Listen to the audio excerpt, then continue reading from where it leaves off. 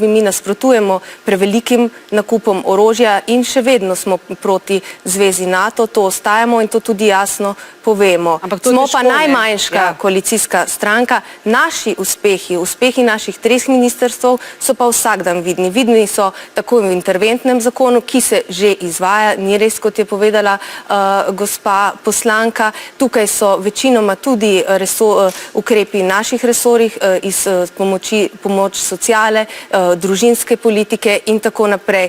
Omenila bi, da smo po 20 letih zagnali tudi zakon o dolgotrajni oskrbi, kar je velik uspeh in se bo videlo, kakšna pomoč bo to ljudem. Tudi na našem resorju na področju kulture smo zagnali stvari, ki so stale več kot 30 let, pomislimo samo na prenovo Drame. Tako da bi se naš program ne uresničeval, absolutno ni res. Naši resorji delujejo dobro in to se tudi vidi.